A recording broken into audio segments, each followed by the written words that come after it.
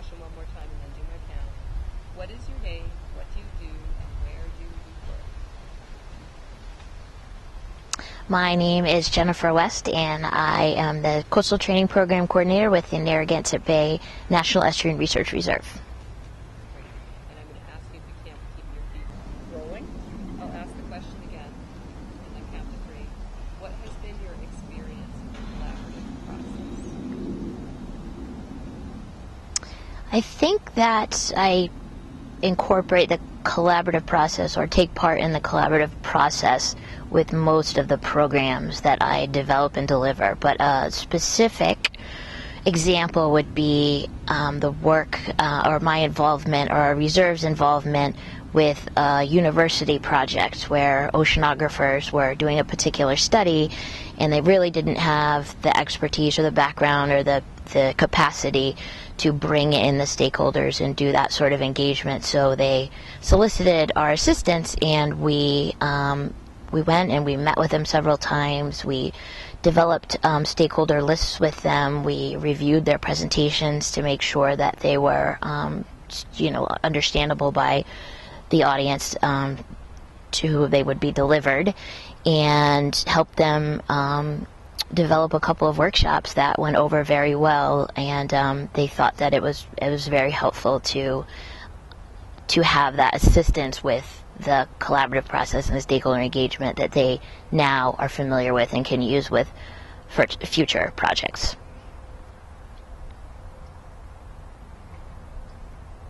Would you like any more time to organize your thoughts? I don't think so.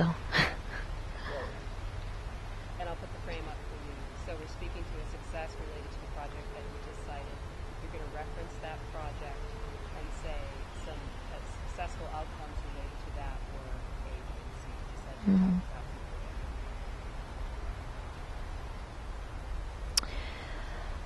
During a project that we engaged with a university in carrying out, we helped them not only with reaching out to the target audiences, to the stakeholder groups, which they explained to us they didn't really have the capacity nor the experience to do themselves. So they really they're scientists, they admit they're scientists, they have to use their time and resources to focus on the science. Brought us in, we helped them bring stakeholders to the table from the regulatory realm and others that would learn about the new technology if they could use it at their sites and how they could work together, but then also brought together members of the public who volunteered to help them deploy this technology and really carried out essentially citizen science. And we helped them review all of their public outreach materials to be sure that it was, in a sense, translated enough from the hard science to what the public could understand and appreciate. And they followed up with us on all of their remaining outreach documents that they would summarize the most recent results of the project and send it out to all the volunteers that participated, and they had us review those as well. So they included us in pretty much every step of the process.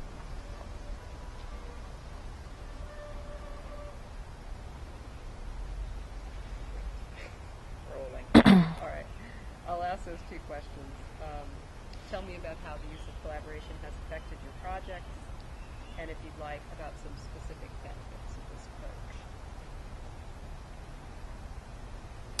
I think that taking a collaborative approach to any project, essentially all the projects in which I'm involved, we have some sort of collaborative process at some stage.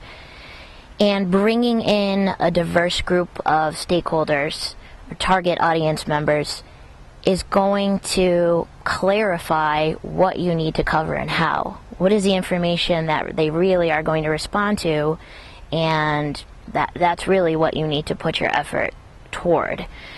Also, I think it lends more credibility to you and your organization. I think when people see that you are partnering with others and that you're bringing folks that are in roles other than you are in these diverse roles, they see, okay, if they're all on the same page, then they seem pretty credible.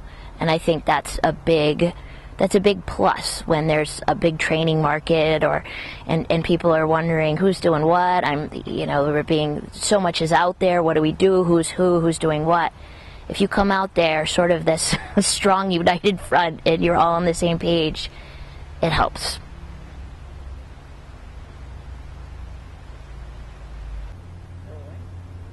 I'll ask that one more time for count three. Can you tell me about a specific barrier in using the collaborative approach and how you overcame it, or what you're doing to address it? I really think my experiences so far, really the only, I guess, challenge would be time. It does take more time in certain situations, depending on the project, but really somebody has to take the lead in coordinating all of this, and that's a big job, and it takes time to make sure that you're getting this diverse group around the table, and everyone's so busy, they're dedicating their time to a lot of things. But once they know that their participation is critical and that you describe to them what they could benefit, what benefits they could receive out of the partnership, once you get them to the table, then it tends to go very smoothly. But it's time you have to spend. However, in the long run, I found, and this is feedback I've gotten from folks who have asked for my help with this, is that it was worth it in the end, because you just go farther in the end with the process and you see more outcomes and more results.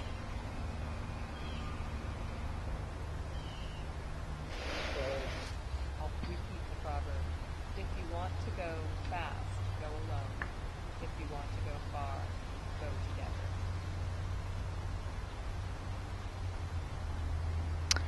I think if I had to sum it up, my experiences with the process and the benefits of the process, I would relate it to an African proverb that I recently read, which is, if you want to go fast, go it alone. If you want to go far, go it together. And I really think that sums up my experiences with collaborating with others and carrying out these projects.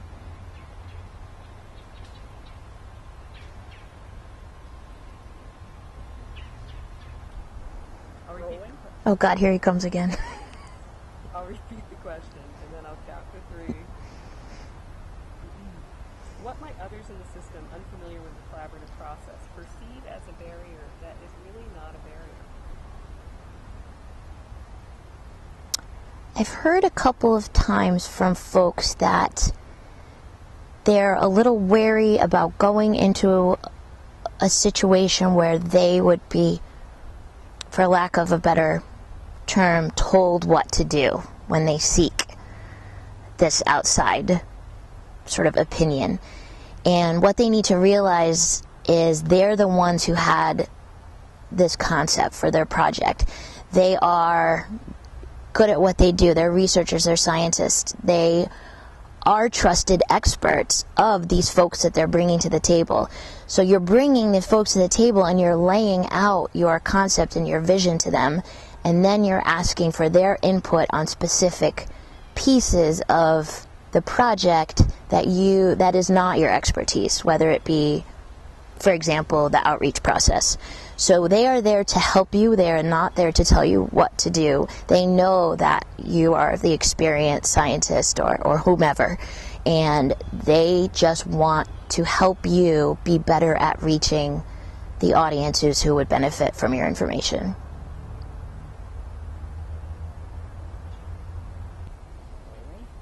I will ask the question again, count to three.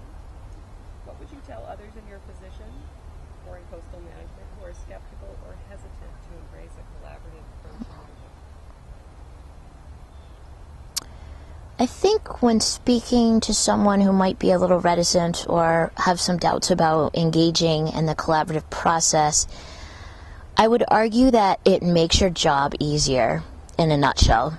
Because if you go through a project, you have a major project, for example, we've developed a couple guidance manuals.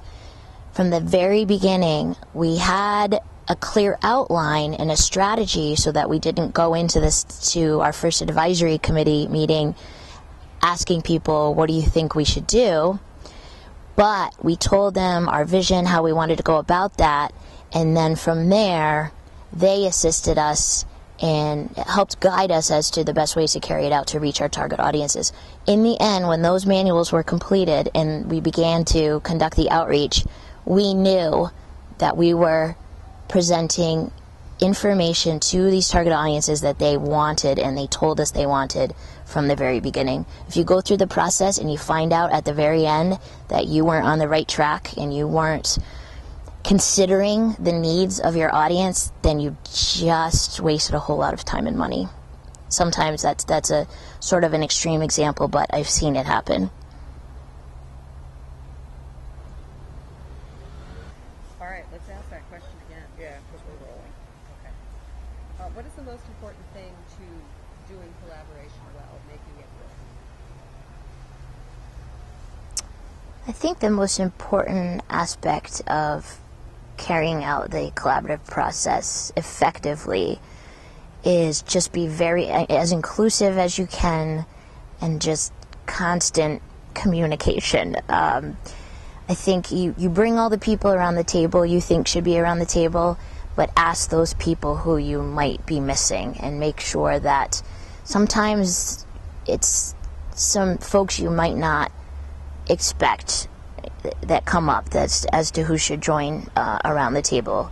It's not just folks who have expertise in a particular subject, but it's those who might help with the outreach or something of that nature. So I think definitely being as inclusive as possible and just having good clear direction when you have meetings, have a good clear agenda. Stress to people what's in it for them as well. It benefits everyone, not just the PIs in a project. And just keep the lines of communication open.